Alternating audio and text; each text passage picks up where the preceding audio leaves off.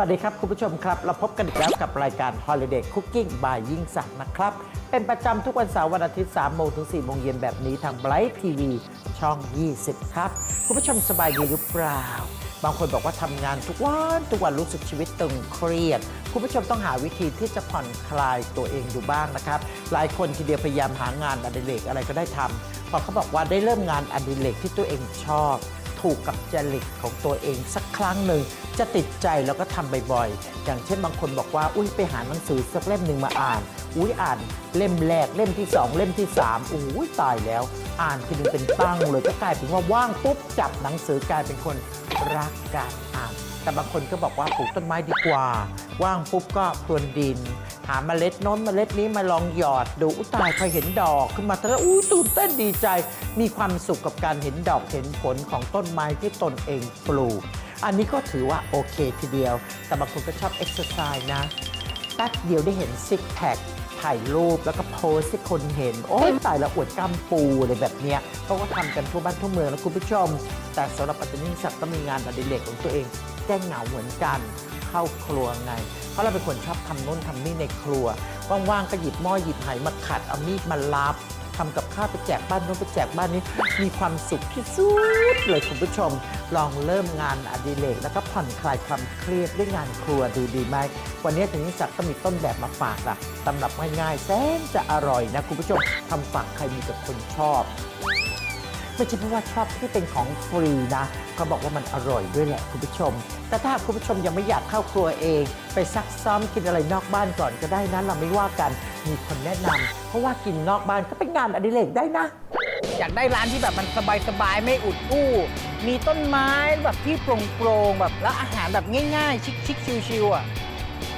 เฮ้ยเราหาได้เฮ้ยจริงหรือเปล่า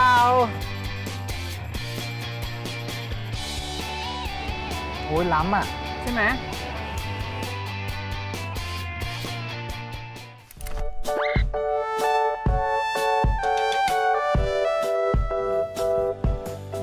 ตอนนี้ก็เป็นกุ๊กอยู่โรงเรียนนานาชาติบริติชโคลัมเบียค่ะมาเรียนที่นี่ก็ทีแรกก็ตื่นเต้นนะคะเพราะว่ามันเจอคนอื่นเนี่ยค่ะแต่ว่าพอเขามาเรียนจริงๆก็ดีค่ะเพราะว่าคนที่มาเขาก็ใหม่กันหมดอาจารย์ก็ดีด้วยใส่ใจนักเรียนค่ะทีแรกก็กังวลอยู่เพราะว่าด้วยความที่เราพอได้อยู่แล้วแต่เราก็ไม่ได้เก่งทีนี้เราก็ไม่รู้ว่ามันดูจากสูตรมันไม่แตกต่างแต่พอมาเรียนจริงก็แตกต่างค่ะเรายังรู้ไม่ลึกพอ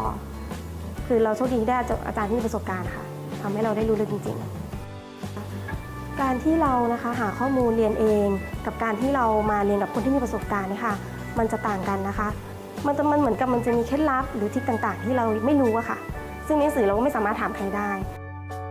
เผอิญตอนเรียนต่อช่วงเรียนต่อก็เห็นสังเกตว่าเกือบทุกที่เมืองนอกอะไรเงี้ยมันร้านอาหารไทยเยอะมากแล้วก็เป็นที่นิยมมากเราก็ไม่ค่อยจะมีประสบการณ์หรือคือหลักการในการทำอาหารไทยอะไรเงี้ยพอได้มาเรียนจริงๆนะฮะเรียนทฤษฎีเราก็ดูวิดีโอการทำคร่าวๆนะฮะแต่ลงมือทำภาคปฏิบัติความรู้สึกนะฮะที่มาเรียนได้มาเรียนที่นี่ฮะก็เป็นกันเองครับคือมาเจออาจารย์ของจริงครับประสบการณ์แล้วก็อะไรหลายๆอย่างนี่แกเก่งมากการมาเรียนนี่นะครับนักเรียนทุกคนที่นี่จะได้ปฏิบัติเองหมดทุกคนอาจารย์จะสอนละเอียดมากตอนนี้ผมเปิดร้านอาหารนะฮะอยู่ที่ประเทศไอซ์แลนด์นะครับจริงๆที่ผมมาเรียนที่เนี่ยมีความรู้สึกว่าได้เพื่อนฝูงที่ดีมากเลยนะครับเราได้ประสบการณ์แลกเปลี่ยนความคิดเห็นกันดีมากแล้วก็ประทับใจมากในเรื่องของอาจารย์ผมบอกได้เลยว่าประทับใจจริงๆครับการทำอาหารไทยไม่ใช่เรื่องไกลตัวสำหรับคุณอีกแล้วครับอยากเรียนทำอาหารไทยให้เชี่ยวชาญอย่างมืออาชีพมาเรียนที่วิทยาลัยเทคโนโลยีธุรกิจการอาหารไทยและนานาชาติสิครับ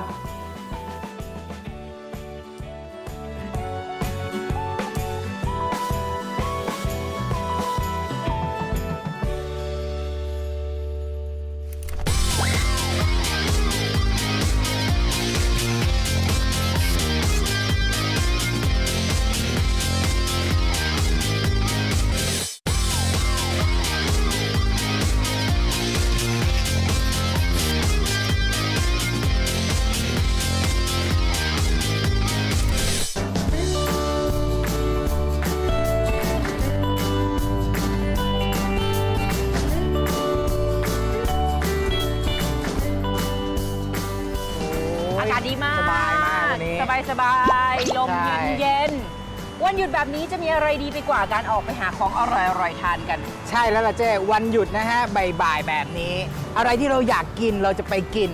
มันจะต้องสุดยอดแน่นอน อะไรที่เขาบอกอร่อย อะไรที่เขาบอกเด็ดเราจะไป ไม่เราจะไปจากใจของเรา เทดดี้อยากกินอะไรวันนี้ วันนี้คือพูดตามตรงนะหลายครั้งที่แบบไปกับเจ้เนี่ยเราจะไปกินอาหารที่แบบอยู่ในตัวเมืองอยู่ในร้านอะไรเงี้ยเรารู้สึกว่าโอเคร้านมันเด็ดร้านมันดี อาหารอร่อย แต่ตอนนี้เรารู้สึกแบบอยากได้ร้านที่แบบมันสบายๆไม่อุดอู้มีต้นไม้แบบที่โปร่งๆแบบแล้วอาหารแบบง่ายๆชิคๆชิวๆอ่ะเฮ้ย เราหาได้ เฮ้ยจริงหรือเปล่า เอาจริงๆเทดดี้เราอะทำกันบ้านมาอย่างดี เอาแบบว่ามีต้นไม้แล้วให้ความร่มรื่นแล้วแบบอาหารแบบกินง่าย ๆ แต่เรารู้ว่าแบบมันเป็นแบบสไตล์โฮมเมดอะไรอย่างเงี้ยมีไหม เอางี้วันนี้ที่เราจะพาไปเนี่ยเจ้าของร้านเลือกทุกอย่างทำเองทุกอย่างถ้าลงไปปลูกผักเองได้เจ้าของร้านลงไปทำแล้ว ไอ้เหี้ย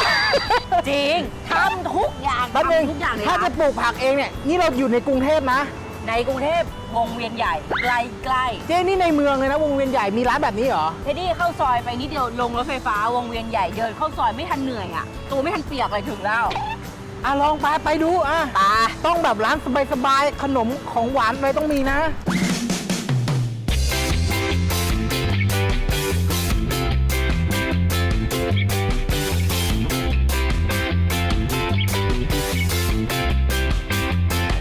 โอ้เจ๊บรรยากาศนี่คือแบบว่าสบายๆมากเลยนะร่มรื่นแล้วก็ลมนี่แบบโกรก ใช่ แบบ บ่ายๆเย็นๆมานั่งแบบนี้นะบรรยากาศ ธรรมชาติอะ ดีๆธรรมชาติที่สำคัญในเมือง ในเมืองด้วยเราไม่คิดว่าแบบจะมีแบบที่แบบนี้อยู่นะลมเนี่ยดูลงมาครับแล้วก็อาหารนี่แบบดูแบบดูแบบสไตล์โฮมเมดอ่ะเจ๊เราอยากถามเยอะเลยเราอยากชิมเราอยากรู้แบบร้านนี้อะไรยังไงอ่ะ เราก็อยากบอกนะ แต่เราไม่ใช่เจ้าของร้าน เอา ไง เหรอ เพราะฉะนั้นเนี่ย ครับ เจ้าของร้านอยู่ข้างๆมาแล้วสวัสดีเขาด้วยกันก่อนดีกว่า สวัสดีครับ สวัสดีครับ นนทวัฒน์วรมงคลชัยนะครับ เป็นเจ้าของร้านเทสอฟทรีครับ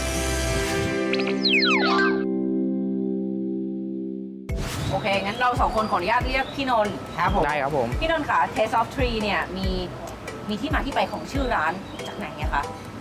คือมันมีอยู่ 2 ความหมายนะครับ ครับ ความหมายแรกก็คือผมเป็นคนชอบสไตล์แบบอุ่นๆอยู่แล้วคำว่าต้นไม้เนี่ย มันก็เป็นสไตล์อุ่นๆ เหมือนบ้าน อุ่นนี่คืออบอุ่น อบอุ่นครับ ดูร่มรื่น ดูร่มรื่น อะไอย่างเงี้ย ใช่ครับ อ๋อ ส่วนความหมายที่ 2 ก็คือถ้ามันเทสออฟทรีอะครับ มันคือสิ่งที่มันออกมาจากธรรมชาติเลย เป็นโฮมเมดอะไรประมาณเนี้ยครับ เขาสะท้อนใน เขาจะบอกว่า ควมหมยนะ เขาจะบอกว่าอาหารของเขาอะเป็นอาหารจากธรรมชาติ ใช่ครับ แต่ที่เด็ดกว่านั้นเนี่ยเทดดี้พี่นนท์บอกว่าชื่อร้านเนี่ยตั้งก่อนได้ร้าน อันนี้ไปรู้มาได้ยังไงฮะ ให้เขาอธิบายดีกว่า รบกวนพี่นนท์อธิบายหน่อยเทสออฟทรีนี่คือได้ตั้งแต่ก่อนที่จะมาตั้งร้านที่นี่เหรอครับ ใช่ครับผม ก็คือผมคิดชื่อร้านก่อน นะครับ คิดชื่อร้านก่อน แล้วก็ทำโลโก้เลย เฮ้ย ตั้งแต่ยังไม่มีที่ที่จะเปิดร้าน ใช่ครับ แต่มีแล้ว มีแล้วคิดก่อน แล้วก็คราวนี้ก็ค่อยๆหาที่ หาอยู่ประมาณ 4-5 ที่ครับ ก็มาเจอที่ตรงนี้ครับ แล้วมันก็ใช่เลยอะไรอย่าง เอา เงี้ มาย ใช้เลยเทสออฟทรีคือที่นี่ ใช่ครับ ตรงนี้เปิดมากี่ปีแล้วฮะ ประมาณ 2 ปีครับผม 2 ปี โอ้ยได้ชื่อร้านก่อนได้ตัวร้านน่ะ อาหารที่ออกมาจากบรรยากาศอุ่นๆ ที่สำคัญคือมาจากของที่จากธรรมชาติเลย ครับ เป็นสไตล์อาหารประเภทไหนบ้างคะ เป็นหลักๆก็เป็นเวสเทิร์นนะครับ ครับ เวส ผม เทิร์นสไตล์อินเตอร์เนชั่นแนลสไตล์นะครับ แล้วพี่ไปได้สูตรมาจากไหนฮะ พี่ไปร่ำเรียนมายังไงหรือเปล่า ก็ด้วยแบ็กกราวผมอะก็คือผมไปเรียนที่อเมริกานะครับ ครับผม แล้วก็เคยไปเป็นเชฟอยู่ที่นั่นนะครับ อ๋อ แล้วก็เลยชอบในการทำอาหาร คือ ทำเครื่องดื่ ด้ ม วยเนาะ นะครับ แล้วก็เลยกลับมาแล้วก็พอดีมีเพื่อนเป็นเชฟอยู่ ครับ ที่โรงแรมก็เลยให้เขามาสอนให้ คือกลับมาที่เมืองไทยเสร็จปุ๊บระหว่างร่ำเรียนก็คิดชื่อร้าน ใช่ไหมฮะ หอม ก็ประมาณ คิ นั้ ด น คิด ค มา รับ ตั้งแต่แรกแล้ว เทดดี้แต่พี่คนนั้นคือพี่เขาไม่ได้ประกอบอาชีพเชฟ จริงๆแล้วพี่เขาไปเรียนอะไรคะ อ๋อผมเป็นจบสถาปนิกมานะครับ โอ้ตั้งแต่คำว่าอุ่นๆ แล้วเมื่อกี้คือเหมือนแบบว่าเป็นคำพูดของแบบเด็กสถาปัตย์อะเจ๊นายอาจจะไม่เข้าใจ อ๋อ ใช่เราจบครูไง แบบพวกต้นไม้อะมันจะให้ความอุ่นๆเนี่ยเขาจะพูดกันอย่างนี้ อ๋อ ใช่ไหมพี่ ใช่ครับ นี่ไงไง เทดดี้ก็ไม่ได้จบสถาปัตย์ที่จบวิศวะ เผื่อเข้ากันโอเคครับผมก็เป็นอาหารสไตล์อาหารเวสเทิร์นอาหารยุโรปประมาณนี้ แล้วพี่นนท์คะอาหารที่เรียกได้ว่าถ้าเกิดมาที่ Taste of Tree เนี่ยห้ามพลาดมีอะไรบ้างคะ ครับ ก็อย่างแรกนะครับน่าจะเป็นสลัดนะครับ วันนี้แนะนำเป็นสลัด ครับผมเพราะว่าสลัดของเราทุกตัวนะครับเป็น dressing ที่เป็นโฮมเมดหมดเลยนะครับ ซึ่งคือน้ำสลัดน้ำราดเนี่ยนะฮะ ใช่ครับ ทำเองหมดเลย ใช่ครับเราผักเราก็สดๆนะครับ แล้วอันนี้คือชื่อเมนูว่าอะไรคะ สลัด Taste of Tree ครับ อันนี้เป็น ชื่อเดียวกับร้าน ง่ายๆมันพิเศษยังไงฮะ มันพิเศษ ส ยังไง ลัด ใช่ ก็ด้วยความที่สลัดเนี่ยเป็นสีเขียวหมดเลย ด้วยความใช้แอปเปิลสีเขียว ใช้ผักสีเขียวนะครับ ส่วนน้ำตัว dressing จะเป็นน้ำdressing honey lemon นะครับออกเปรี้ยวๆนิดนึงนะครับ กินแล้วชุบสบายๆนะครับ อย่างนี้นี่เอง เป็นร้านบรรยากาศสบายๆแต่ว่าอะไรหลายๆอย่างที่เขาใช้เนี่ยมันดูแบบ รู้ว่าเขาเป็นคนที่รู้จริงด้านการทำอาหารนะ อ่ะหลังจากทานสลัดเสร็จแล้วไปเมนูไหนต่อก่อนดีคะ พิซซ่าค พิ รับ ซซ่า พิซซ่าจานเล็กๆน่ารักแต่ว่า ผมบอกก่อน สีออกเหมือนครีมซอสใช่ไหมมันคืออะไรคะ ตัวนี้เรียกพิซซ่าเฟอร์มาแชงนะครับ เป็นพิซซ่าโยเกิร์ตนะครับ ซึ่งโดยพื้นฐานของผมร้านผมจะมีทำโยเกิร์ตไว้อยู่แล้ว เป็นโยเกิร์ตโฮมเมดนะครับ คุกกี้ทำอะไร ขาย ทุกอง โยเกิร์ต เลยเหรอ ด้วย ใช่ครับ เรามีโยเกิร์ตขายด้วยครับ แล้วก็เป็นหน้าที่แทนที่ว่าจะทาด้วยซอสมะเขือเทศ ก็ใช้เป็นโยเกิร์ตแทน ก็เลยเป็นที่มาของพิซซ่าโยเกิร์ตอันนี้ ใช่ครับ โยเกิร์ตโฮมเมดแป้งก็ทำเองทุกอย่างทำเองหมดเลย ตัวต่อไปนะครับก็เป็นเบอร์เกอร์หมูบาร์บีคิวนะครับคือด้วยความที่ผมชอบกินเบอร์เกอร์ อ่ะ แล้วตอนไปอยู่อเมริกาก็คลั่งไคล้กับเกี่ยวกับซอสบาร์บีคิว ใช้คำว่าม าก คลั่งไคล้ ๆคลั่งไคล้เลยใช่เพราะว่าผมชอบซอสบาร์บีคิวก็เลยลองกลับมาทำเองดู แล้วก็นี่คือรสชาติที่ถูกใจ ครับ พูดขนาดนี้นะ พูดขนาดนี้ ต้อ นะ ง ฮะ กินครับ ขออนุญาตแล้วกันนะฮะคุณนนท์ ขออนุญาตนะคะ ครับผม ฮันนี่เลมอน เราไม่ได้ใช้ช้อนนะเพราะเราเห็นว่าช้อนน่าจะใหญ่เกินถ้วย คนให้ทุกอย่างเข้ากัน ขออนุญาตนะคะ ครับ อ่าทานผักบ้างนะเรา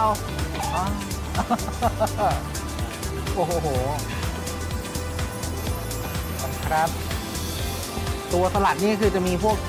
อัลมอนด์มีถั่วมีธัญพืชมีข้าวโอ๊ตนะ ครั ฮะ บผมเป็นธัญพืชครับ ดำๆคือเชียร์ซีสใช่ไหมคะ ใช่ครับเป็นกราโนล่านะครับอันนี้ อ๋อ มีการโนล่าผสม ใช่ด้วยความที่แอปเปิลเขียวจะมีรส เปรี้ยว เปรี้ยวนะครับ แต่พอกินตัดกับฮันนี่เลมอนที่มีความหวานครับ ใช่ครับ มันจะเข้า อร่ กั อย นดีครับ แล้วมันจะมีเป็นเราใช้ตัวน้ำมันโอลิฟออยล์ที่เป็น extra virgin มาก นะครับ หอม ครับผมมันจะหอมตัว extra virgin ครับ สดชื่นมากเลยอะเมนูเนี้ย ต้องบอกว่าสลัดอันนี้ ชื่อร้านเลยใช่ไหมฮะ Taste of Tree นะฮะ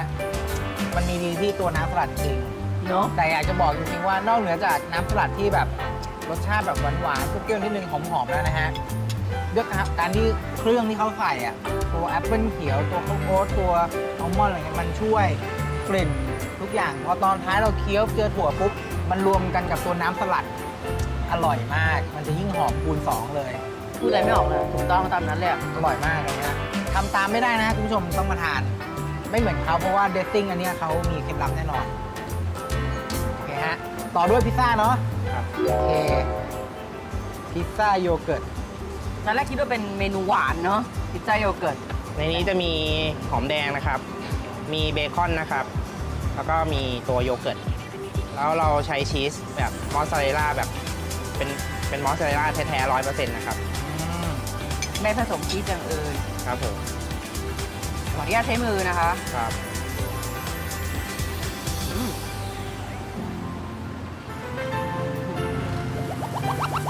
เครื่องแน่นมาก นะฮะอุ้ยยา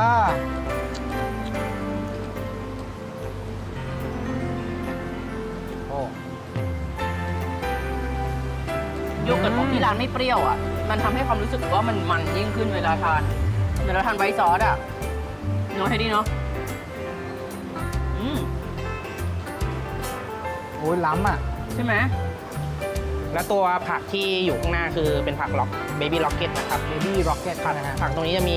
ให้ลดความมันเหมือนตัวถั่วนะครับ เด็ดมากเลยอ่ะ กินให้หมดนะวางไว้แบบนี้เกลียด โอเค คือมันเป็นข้อดีของแบบร้านที่ทำทุกอย่างเป็นโฮมเมดอะผมว่าทุก อย่างคือพี่นนท์เขาควบคุมได้หมดเลย ชอบมากคือตัว เรา แป้ ชอบ ง แป้ง ใช่ เหนียว คือแบบ นุ่ม มันโอเคมากเลยครับคุณผู้ชม นี่คือแบบพิซซ่าที่ทำแบบให้เราโดยเฉพาะมันจะได้รสชาติแบบเนี้ยแล้วคือตอนที่เขาอบเสร็จเนี่ยตัวน้ำจากผักหอมตัวน้ำจากเบคอนเนี่ยมันยังอยู่อ่ะมันจะให้ความแบบชุ่มฉ่ำแต่ที่มันเด็ดขาดจริงผมว่าตัวโยเกิร์ตของเขาที่มันออกรสแบบนมๆหน่อย แล้วก็ตัวชีสที่เป็นชีสดีจริง มันคนละสไตล์กับพิซซ่าที่เป็นพิซซ่าอิตาเลียนพิซซ่าที่แบบแป้งเหนียวหนึบแต่อันเนี้ยจะเป็นกรอบแล้วก็นุ่มแต่เหนียว อร่อยขอบข้างนอกจะกรอบ แต่ว่าตัวเนื้อข้างในที่ไม่ได้โดนความร้อนโดยตรงเนี่ยก็จะเหนียวหนึบๆหน่อย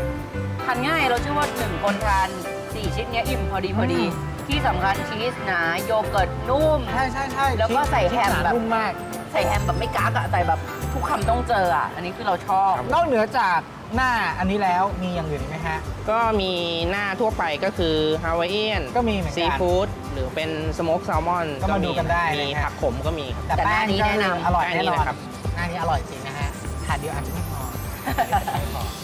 มาลองตัวต่อไปดีกว่า ได้ครับ อันนี้ซอสบาร์บีคิวนะฮะ ขอทราบชื่อเมนูเต็มๆอีกทีได้ไหมฮะพี่นนท์ เบอร์เกอร์หมูบาร์บีคิว เบอร์เกอร์หมูบาร์บีคิวโดยซอสบาร์บีคิวนี่เป็นสูตรเด็ดของพี่นนท์เลย เป็นความชอบส่วนตัวที่ชอบทานเบอร์เกอร์ ครับผม เพราะฉะนั้นก็เลยเอาความชอบส่วนตัวมาทำเมนูนี้ให้ร้าน ครับ ขออ เดี๋ย นุ ว ญาต พี่ชิมซอสกันนะ เมื่อกี้จริงๆอะ แอบแล้วนะฮะ มันหอมหวานมาก เทดดี้ ขอบคุณครับ ขอโทษค่ะไม่ตั้งใจ เป็นคนอย่างเงี้ย อยากให้ดูเลยว่าเนื้อเขาเยอะจริง ครับ ๆนี่ที่เรา ให้เราเป็นตัวอย่าง ใช่ดูสิ เนื้อเป็นชิ้นๆให้ดูนะครับ มันเป็นหมูที่เป็นก้อนเลยนะฮะ ใช่เขาให้เยอะจริง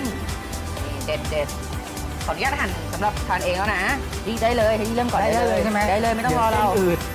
อ๋อที่เรากินเบอร์เกอร์ อ๋อฮะ ขนมปังทำเองด้วยใช่ไหมคะ อันนี้ขนมปังเป็นเอาซอสครับ อ๋อรับมาจากเจ้าที่แบบบอกเลยว่าอร่อย ครับ กรอบครับ ใช่ขนมปังผม ใช่ป่ะ เนี่ยฮะ อืม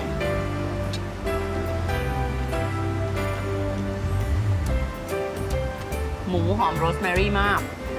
ครับผม เมนูที่ร้านเนี้ย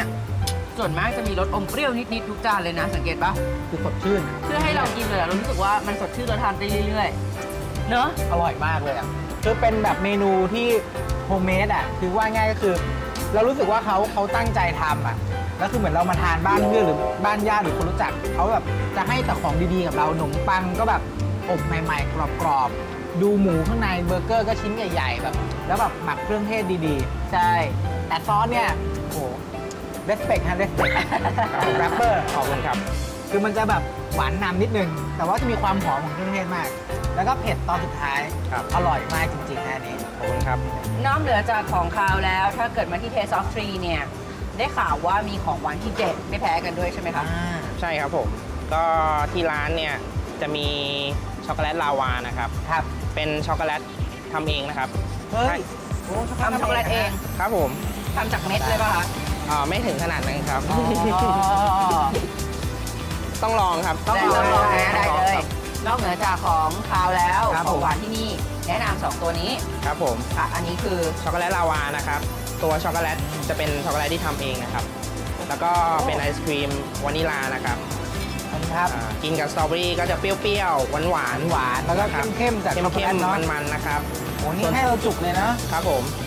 ส่วนตัวนั้นจะเป็นอะโฟกาโตนะครับ Avocado จะเป็นไอศครีมราดด้วยเอสเปรสโซ่ช็อตนะครับ ซึ่งร้านผมก็คัดสรรเมล็ดกาแฟที่มาทำเอสเปรสโซ่ค่อนข้างโอเคครับ เป็นเมล็ดไทยผสมเมล็ดนอกนะครับ โอ้โหเป็นเบรนด์นะฮะ ต้องลองชิมครับ เราราดเอาอันนี้ก่อนแล้วกันนะฮะ ลองชิมดูครับ ช็อกโกแลตจะมีความเข้มนะครับ เข้มข้นนะครับ ลาวาเขาเข้มข้นมากเลยอ่ะ แล้วก็ไม่หวานจนเกินไปครับ เนาะ โหอันนี้เหมือนโอเอซิสในทะเลทราย โหอร่อยมากเลยอ่ะ จะทำให้รู้สึกอยากกินเรื่อยๆอ่ะ ของคาวว่าเด็ดแล้วนะเจอของหวานเข้าไปนี่ อืม ไปไหนไม่ได้เลย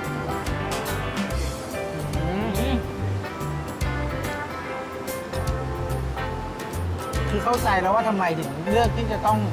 ทำช็อกโกแลตเอง ครับ เพราะว่ามันได้แบบมันได้ความเข้มข้นขมนิดๆแต่ว่ามันมีความหอมความแบบ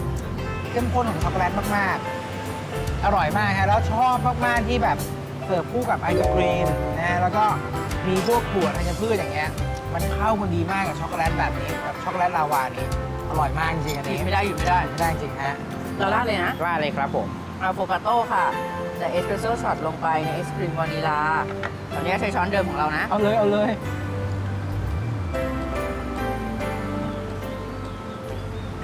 อืมกาแฟหอมมาก จริง แล้วคือเจอความรู้สึกของการกินไอติมวานิลาไปด้วยอ่ะมันสดชื่นมาก คืออะโวคาโต้คือการเอาเอสเปรสโซ่ทานคู่ ใส่ กับ ลงไปในไอติมต้องเข้าใจว่าไอศครีมปกติมันอยู่แล้วใช่ไหม แต่ว่าเอสเปรสโซ่ที่เขาเลือกเมล็ดมา มันมีความอมเปรี้ยวหน่อย โอ้ ๆมันทำให้ยิ่งหอมแล้วก็กินง่าย กาแฟทางพี่นนท์ก็เลือกเองหมดเลยใช่ไหม ครับผมก็อาหารและเครื่องดื่มส่วนใหญ่ในร้านนะครับ ผมจะเป็นคน ใช่ป่ะ เทสเองหมดเลยครับ ดังนั้นเนี่ยคือเขาชอบแบบไหนเนี่ย ใช่ แบบนั้นเนี่ยก็คือจะต้องมาอยู่ในร้าน แล้วมันเป็นความชอบที่ถูกใจทุกคนแน่นอน ครับ ผมเชื่อว่าถ้าผมชอบลูกค้าต้องชอบครับ นี่นะฮะนี่คือเรามาจากความชอบก่อนมันจะดีเสมอ ครับผม อร่อยมาก อร่อยมากค่ะ ในฐานะที่เราไปร่ำเรียนมาด้านกาแฟเป็นไงบ้างฮะ เฮ้ยอร่อย อร่อยเลยใช่ไหม เราชอบมากเมล็ดกาแฟเขาอ่ะไม่ได้คั่วไหม อืม แต่คือรสชาติมันแน่นอ่ะ มันให้รสชาติที่แน่น ใช่แล้วแบบบอดี้เขาดีบอดี้กาแฟเขาดีมาก ครับผม เวลาทานคู่กับไอศครีมคือนมนั่นแหละ เวลากินคู่กับนมแล้วอ่ะมันยังมีกลิ่นกาแฟอยู่ในปาก ครับผม กาแฟเขาดีจริงๆค่ะ ครับผมขอบคุณ อร่อยมาก ก็ถือว่ามีทั้งอาหารอร่อยแล้วก็เครื่องดื่มก็มีนะกาแฟแล้วก็ของหวานที่โอ้โหเด็ดดวงมาก สดชื่นมากเลยอ่ะคือกินแล้วรู้สึกแบบเราแฮปปี้อ่ะ กับ Taste of Green นะฮะ ถ้าหลายๆคนอยากมาที่เทสซอฟฟรีด้วยเปิดปิดกี่โมงเปิดวันไหนบ้างคะ ก็ร้านเรานะครับ เปิดอังคารถึงอาทิตย์นะครับ ปิดวันจันทร์นะครับ เปิดเวลา 11 โมงเช้านะครับ ปิดเที่ยงคืนนะครับ โอ้รับออเดอร์ตอน5 ทุ่ม ใช่ครับผม แล้วเดินทางล่ะครับมายังไงเอ่ย ก็ถ้าให้สะดวกที่สุดนะครับ น่าจะมารถไฟฟ้าสะดวกสุดนะครับ ค่ะ ที่สถานีรถไฟฟ้าวงเวียนใหญ่นะครับ ครับผม เดินลงออกทางออกที่ 3 นะครับ แล้วก็เดินตรงมาเลี้ยวซ้าย ร้านที่อยู่ขวามือครับผม เข้าซอยอะไรเอ่ย เข้าซอยตรอกมานะวิทยาครับ กรอกมานะวิทยาก็จะมาเจอเลยอยู่ซ้ายมือ ใช่ครับ นะกับ Taste of Green ครับผม ยอดมาก อาหารอร่อยมาก ขนมอร่อยมาก รู้เลยว่าเจ้าของร้านใส่ใจกับทุกรายละเอียดจริง จนถึงรายละเอียดเกี่ยวกับบรรยากาศด้วยนะเขาจัดการวางลมโฟลว์อย่างนี้นี่สถาปนิกตัวรู้เรียนมา ๆที่นี่เป็นวิศวะ เรียนมาเรียนมา ขอบคุณสำหรับวันนี้มาก ๆ นะคะพี่นนท์ ขอบคุณครับ ขอบคุณครับ ขอบคุณครับ ขอบคุณครับ วันนี้เราจะทำข้าวเหนียวมูลขั้นตอนแรกคือเราต้องมีข้าวเหนียวก่อนถูกไหมคือถ้าไม่ใช่เราคงคิดไม่ได้แบบนี้จริง อุ้ยตายละ ๆ ดูหน้าน้อง อะไรครับ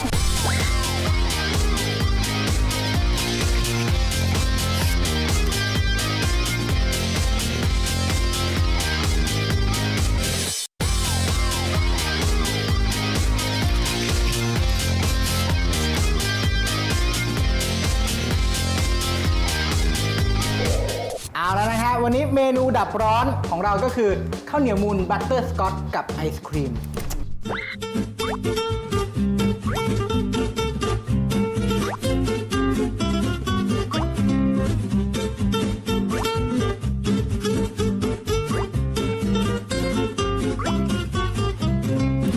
เป็นไงชื่อดูดับร้อนได้แน่นอน แค่คำว่าไอศครีมก็รู้สึกแบบอ๋อ แต่วันนี้เนี่ยที่เราบอกว่าเราต้องการผู้ช่วยแล้วเจ๊พา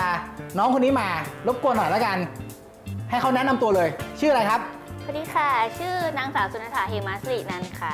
ชื่อคีนค่ะ คลีนตอนนี้อยู่ชั้นอะไรเอ่ย ปีหนึ่งค่ะปวช ปี ห หนึ่ นึ่ ง ง ปวชหนึ่ง ใส ใสๆเลย อธิบายหน่อยว่าข้าวเหนียวเนี่ยขั้นตอนการทำยังไง อันนี้คือข้าวเหนียวแบบเพิ่งนึ่งเสร็จเลยนะ ๆก่อนนึ่งข้าวเหนียวทำยังไงให้ข้าวเหนียว อืม นึ่งออกมาแล้วนุ่ม ก็ก่อนอื่นนะคะนำข้าวค่ะไปแช่ไว้ในน้ำหนึ่งคืน หลังจากนั้นนำข้าวที่แช่ไว้แล้วนะคะ ไปใส่ในหวดไว้ค่ะ แล้วก็นึ่ง แล้วก็นึ่งค่ะ พอนึ่งเสร็จปุ๊บปั๊บ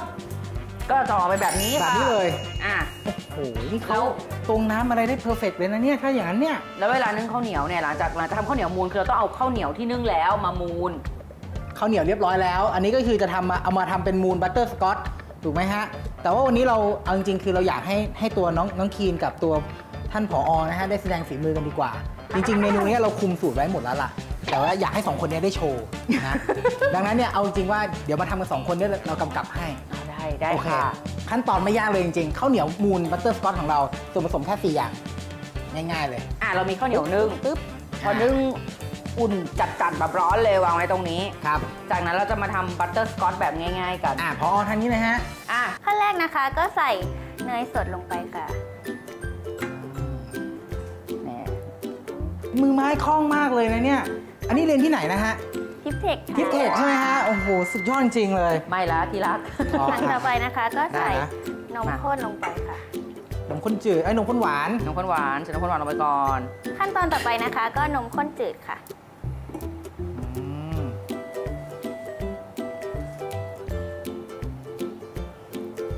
คนให้เข้ากันเนาะ แล้วเราก็รอเดือด ระหว่างนี้ค่อนข้างใช้เวลาเพราะเมนูนี้ค่อนข้างประณีต คือถ้าเทียบกับข้าวเหนียวมูนแบบไทยๆคือต้องใช้กะทิกับน้ำตาลทรายใช่ไหม น้ำ อั ตาล นี้แบบ ทราย ฝรั่ง น้ำตาล นิดนึ ปี๊บ ง เกลือนิดนึง แต่อันนี้ ใช่ แค่ที่เปลี่ยนจากการใช้น้ำตาลทรายน้ำตาลปี๊บเป็นนมข้นหวานแล้วก็นมข้นจืดแทน เพื่อให้ได้รสชาติหวานที่คล้ายเดิม แต่ว่ายังมีความหอมเข้มข้นของมันเนย ถูกต้องไหมคะ คือถ้าไม่ใช่เราคงคิดไม่ได้แบบนี้จริง อุ้ยตายละ ๆ ดูหน้าน้อง ทำอะไร ด้วย อะครับ น้อง ถามสั้นๆ เรียนที่ทิปเทคสนุกไหมฮะ สนุกค่ะได้ สนุก ความรู้ โอ้ตอบสั้นด้วยนะครับ ถามสั้นตอบสั้นเป็นเด็กต ทำไม รง ทำไมถึงเลือกมาเรียนทำอาหารด้วยวะ ก็ส่วนตัวหนูเป็นคนชอบทำอาหารอยู่แล้ว ๆชอบ ค่ะ ทำจริงๆใช่ป่ะ อยู่บ้านทำอะไรบ้าง ก่อนหน้าที่จะมาเรียน ทำฮักเก๋าซู เฮ้ ชิ ย จริงปะเนี่ย เขา แล้วพอมาเรียนแล้วอ่ะ ไม่ทำ โอ้เพราะว่าอันนี้เด็กเขาเก่งมาตั้งแต่ก่อนมาเรียนกับนายแล้วนะ แต่ความจริงน้องเขาก็อยากเรียนไง อ๋อ แล้วมาเรียนเราได้ทำอะไรเพิ่มบ้างไหมแบบรู้สึกว่าแบบเมนูไหนที่ว้าวอ่ะชอบกินอร่อยมากเลย เต้าเจี้ยวหล่นค่ะ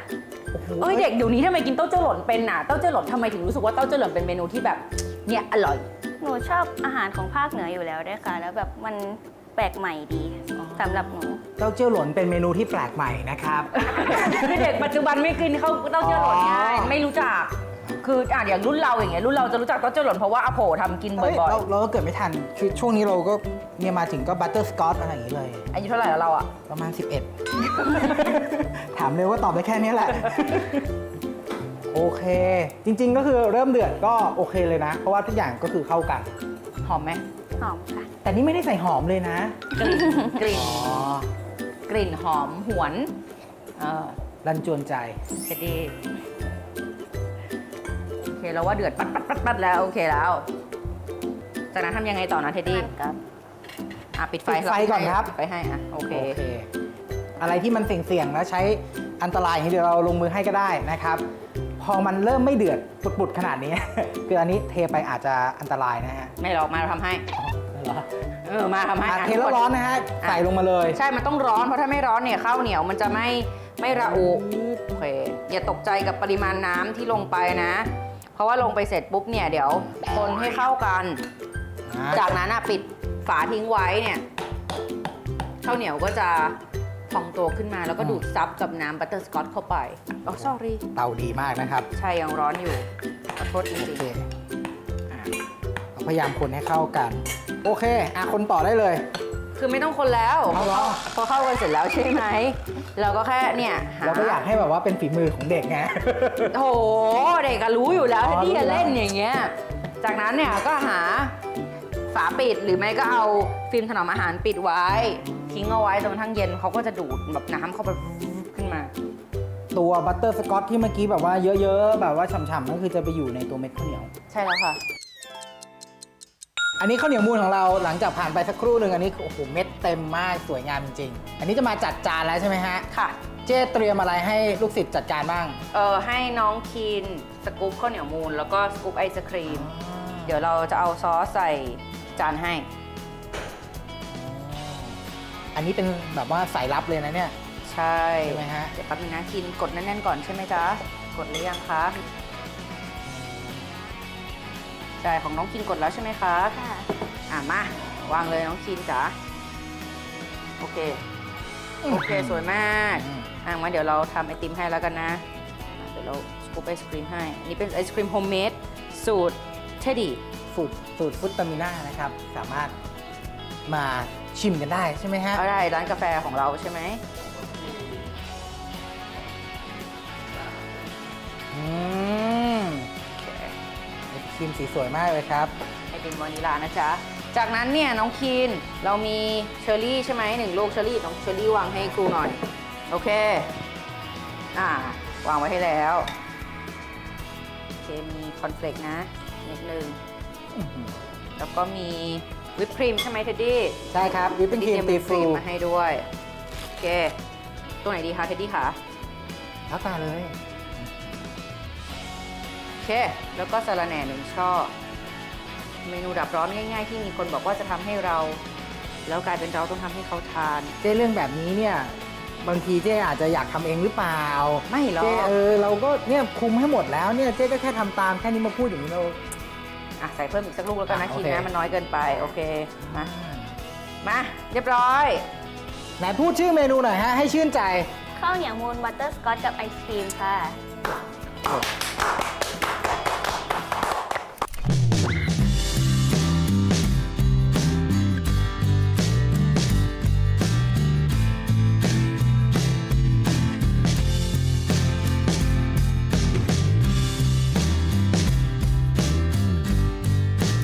ข้าวเหนียวมูนบัตเตอร์สกอตกับไอศครีมนะฮะ เราจะเสียสละให้น้องคินกินก่อน น้องคีนนะฮะจัดการ เลือกไอติมหรือเลือกข้าวเหนียวก็ได้ ครับ แต่เราทำข้าวเหนียวเนาะเราก็ต้องชิมข้าวเหนียวเดี๋ยวก่อน เท็ดดี้อย่าแกล้งน้องอืม ขนาดนั้นเลยเหรอ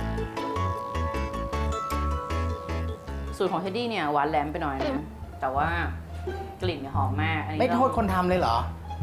ไม่คนทำตามสัดส่วนที่เขาทำให้เนาะแต่ว่าหอมเนอะ ม ถือว่าเขาทำได้ดีนะ สูตรเขาดีโอเคแต่เอาจริงๆกินกับไอติมคงพอดีอ่ะ หอมเนยหอมนมเนาะหวานๆกำลังดีข้าวเหนียวนุ่ม จะมีมะม่วงด้วยก็ไม่ขัดนะ ทุเรียนก็ได้นะ ก็ถือว่าเป็นอีกหนึ่งเมนูดับร้อนนะฮะที่ทำง่ายมากๆส่วนผสมแบบแค่3-4 อย่างเอง อือหือ แต่วันนี้เนี่ยเหนือสิ่งอื่นใด ผู้ช่วยของเราสุดยอดจริงๆนะฮะถามอีกนิดแล้วกันวันนี้สนุกมากไหมฮะหมายถึงว่ามาช่วยในครัว สนุกค่ะ จะมาอีกไหมฮะ อยากมา อยากมาอีก เอาอย่างนี้คำถามส่งท้าย มาเรียนที่ทิฟเซกสนุกไหมครับ สนุกค่ะ แล้วก็ได้ประสบการณ์ในการทำอาหารค่ะ อย่างนี้มาได้ทุกวันเลย เริ่มต้นงานอดิเรกของเรากับเมนูที่น่ารับประทานมาก ได้ข้าวสวยร้อนๆนะกินกับตีนแตกเลย กับเมนูที่มีชื่อว่าเขียวหวานปลาทูทอด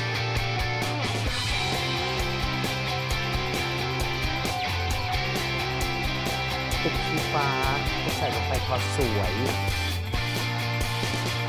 ต้องบอกไหมว่ามันเป็นงานอดิเรกที่ดูแล้วแบบมีความสุขที่สุด